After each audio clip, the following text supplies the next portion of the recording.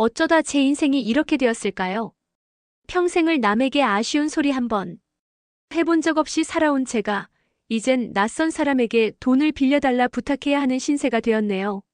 명예와 자존심이 제 삶의 전부였는데 지금은 그 모든 것이 한낱 부질없는 먼지처럼 느껴집니다. 제 하나뿐인 아들 준영이가 사고를 당한 후로 제 세상은 온통 잿빛으로 변해버렸습니다. 며칠째 병원 응급실 앞을 서성이고 잠 못 이루는 밤을 지새우며 기도합니다.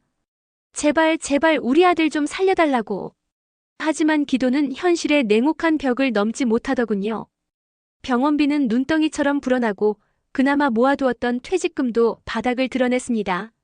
아들의 병실을 지키는 내내 저를 바라보는 의사의 눈빛은 매일같이 더 차가워져만 갔습니다. 마치 제게 더는 희망이 없다고 그렇게 속삭이는 것만 같아서 가슴이 찢어질 듯 아팠습니다. 그러다 문득 병원 복도에서 익숙한 얼굴을 보았습니다. 어렴풋한 기억 속에 남아있는 준영이의 대학 동기, 이름이 김민준이었던가. 그때 준영이가 집에 친구를 데려와 제게 인사를 시켰던 기억이 납니다. 민준이는 참 착하고 싹싹한 청년이었죠. 그런데 지금은 준영이보다 훨씬 더 성공한 모습으로 병원 복도를 걸어가고 있었습니다. 값비싼 명품 정장을 차려입고 손목에는 억소리 나는 시계가 빛나고 있었죠. 그 모습을 보는 순간 제 마음속에서는 알 수 없는 희망과 함께 수치심이 동시에 고개를 들었습니다. 수십 번, 수백 번을 되뇌며 제 발걸음을 멈추려 했지만 제 심장은 이미 민준이를 향해 뛰고 있었습니다. 목숨이 달린 문제인데 지금 이깟 자존심이 무슨 소용일까요? 평생을 지켜온 제 모든 것을 내려놓고 저는 민준이의 뒷모습을 향해 천천히 걸어갔습니다. 심장이 발밑으로 쿵 하고 떨어지는 기분이었습니다. 낯선 사람에게 돈을 빌려달라 말해야 하는 저의 모습이 너무나 초라하게 느껴졌지만 아들을 살릴 수만 있다면 그 어떤 수치심도 감당할 수 있을 것 같았습니다. 민준이에게 다가가 어깨를 툭 쳤습니다. 민준이는 저를 멍하니 바라보다 이내 저의 초라한 행색을 훑어보았습니다. 그가 저를 경멸하는 것 같다는 생각에 제 가슴은 억장이 무너지는 것 같았죠. 하지만 아들의 목숨이 달린 문제였기에 저는 다시 한번 용기를 내어 입을 열었습니다. 자네 혹시 준영이 친구 맞지? 우리 아들 준영이 말이야. 민준이는 여전히 저를 기억하지 못하는 듯 고개를 갸웃거렸습니다. 제 심장은 쿵 하고 떨어지는 것 같았죠. 평생을 남들에게 인정받고 존경받으며 살아왔던 제가 이제는 아들의 친구에게조차 잊힌 존재가 되었다는 사실이 저를 너무나 비참하게 만들었습니다. 하지만 이대로 포기할 순 없었습니다. 내가 준영이 아버지일세. 박성철이라고. 제 말에 민준이의 눈이 동그래졌습니다. 마침내 저를 기억해낸 듯한 표정이었죠. 그 순간 제 마음속에는 희미한 희망이 피어올랐습니다. 준영이. 아버지요? 죄송합니다, 교수님. 오랜만이라. 정말 못 알아봤습니다. 민준이는 허둥지둥 제게 인사를 건넸습니다. 저는 괜찮다며 그를 안심시키고는 차마 입 밖으로 꺼내기 힘들었던 그 말을 어렵게 꺼냈습니다. 민준아, 염치 없는 부탁인 거 안다. 하지만 우리 아들이 지금 많이 아프네. 병원비가 너무 많이 나와서 혹시 자네가 조금만 도와줄 수 있을까? 제 말이 끝나기가 무섭게 민준이의 표정이 다시 굳어졌습니다. 교수님, 지금 무슨 말씀이신지. 제가 지금 너무 바빠서요. 다음에 다시 이야기하시죠. 그리고는 냉정하게 저를 지나쳐 걸어갔습니다. 저는 그 자리에 멈춰서서 민준이의 뒷모습을 하염없이 바라보았습니다. 제 눈에서는 뜨거운 눈물이 왈칵 쏟아져 내렸습니다. 평생을 성실하게 살아왔다고 자부했는데 왜 제게는 이런 시련이 닥치는 걸까요? 돈이 없다는 이유만으로 아들을 잃어야 할지도 모른다는 현실이 저를 질식시킬 것만 같았습니다. 그때였습니다. 민준이가 가던 길을 멈추고 다시 제게로 되돌아왔습니다. 준영이 형이 왜 여기 있어요? 민준이의 눈빛은 더 이상 차갑지 않았습니다. 오히려 혼란과 당혹스러움이 뒤섞인 표정이었습니다. 저는 그가 무언가 오해하고 있다는 것을 깨달았습니다. 아니다, 민준아. 준영이는 지금 이 병원에 입원해 있어. 사고를 당해서.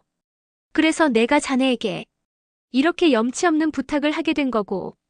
제 말이 끝나자마자 민준이의 얼굴은 순식간에 하얗게 질렸습니다. 그가 제게 다가와 제 손을 잡으며 떨리는 목소리로 말했습니다. 그럴 리가 없어요. 교수님, 제가 방금 305실에서 준영이 형과 이야기를 하고 왔는데 민준이는 저를 이끌고 병원 복도를 빠르게 걸어 305호실로 향했습니다. 저는 영문도 모른 채 그를 따라갔습니다. 복도 끝에 위치한 305호실의 문이 열렸고 저는 그 안에서 믿을 수 없는 광경을 목격했습니다. 침대에 누워있는 한 남자가 있었는데 그는 분명 제 아들 준영이가 아니었습니다. 하지만 민준이는 그 남자를 보며 준영이 형이라고 외쳤습니다. 그 순간 저는 모든 것을 깨달았습니다.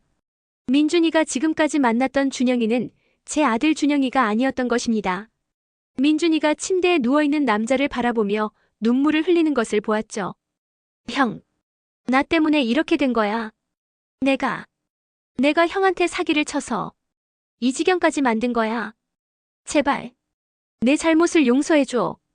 그 말을 들은 저는 온몸에 전율이 흘렀습니다. 제 아들이 사기를 당한 걸까요?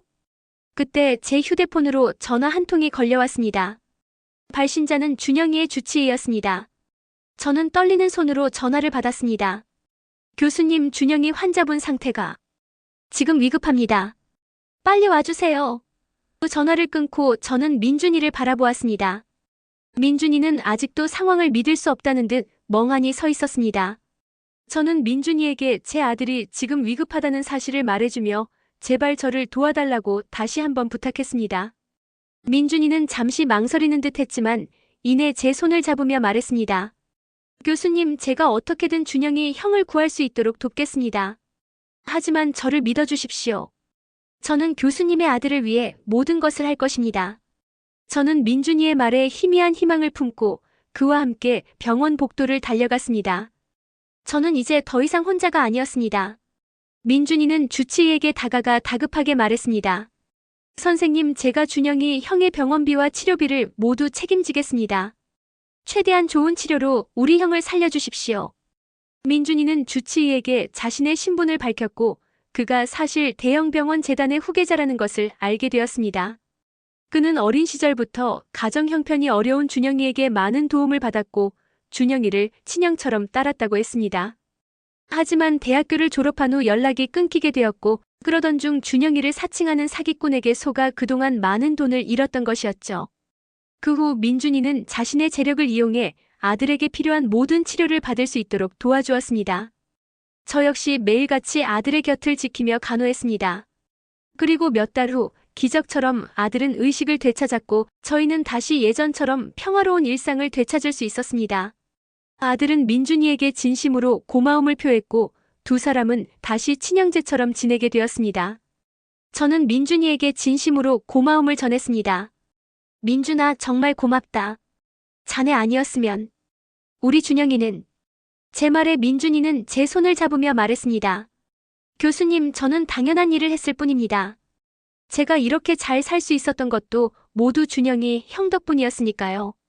그 말을 들은 저는 다시 한번 눈물을 흘렸습니다. 제 아들이 살아온 진실된 삶이 이토록 따뜻한 기적을 만들어냈다는 사실에 가슴이 벅차올랐습니다. 어쩌면 이 모든 시련은 제가 아들로 인해 받은 상처를 치유하고 진정한 삶의 가치를 깨닫게 해주기 위한 하늘의 선물이 아니었을까요?